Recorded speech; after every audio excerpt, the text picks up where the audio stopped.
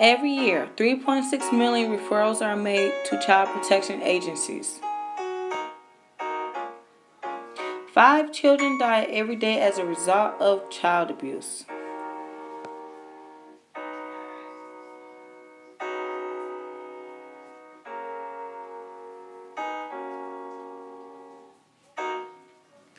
Child abuse is just not physical. 78% of child abuse is neglect, which means not feeding, caring properly for a child.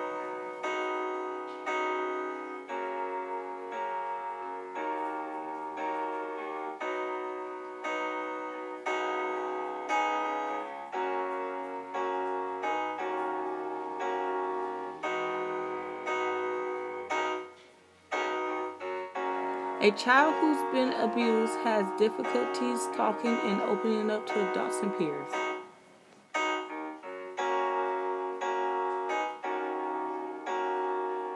You can see changes in the behavior of a child that they are being abused, like getting in trouble in school, expressing suicidal feelings, and the change in hygiene. More signs is bruises and a lot of pain.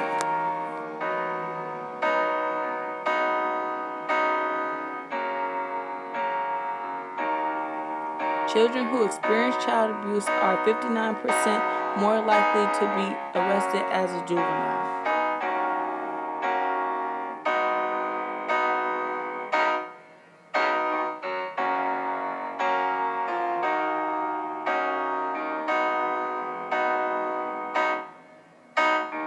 People doubt themselves and feel like they're overreacting. People think because it's not their child, it isn't their business. People also believe only professionals can handle things like that. They also assume that if you report it, it will not remain anonymous.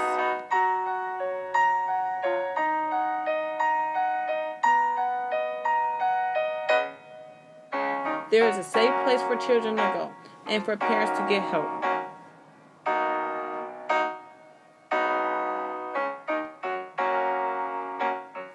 I am the Children's Service Director at Greater Minneapolis Crisis Nursery.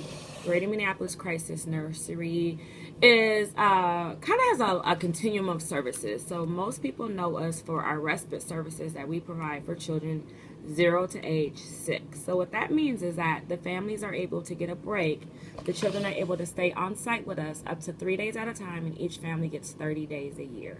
So most families know us from our 24-hour crisis line. And from there, they call, and one of our trained advocates, are usually bachelor level professionals, are able to help the family in the immediate midst of their crisis. So some of the parents might call us because they're homeless and they don't have a safe place for their children to go, or they've been kicked out of the shelter for whatever reason. So our services are being able to provide parents and families with a break before they enter the child protection system. And so that's kind of the forefront. And I run the children's service department, and that's where the kids are able to have a safe place for 3 days.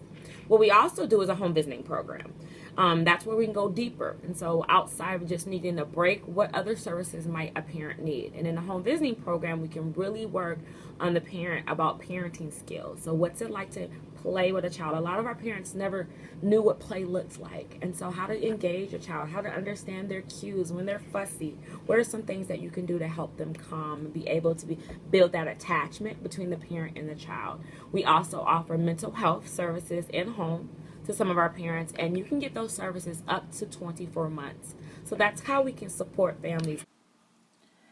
How does this organization get involved with the community?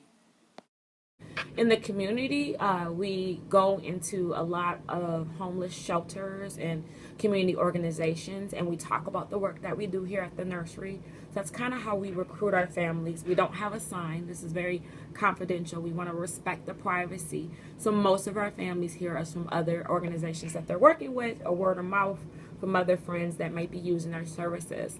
So there's a lot of community work that we do. We also do parenting classes in the community, which is 8 weeks long throughout different organizations that we partner with. Some of our organizations are St. Anne's Shelter, Jeremiah Program. So a lot of community organizations that we work with.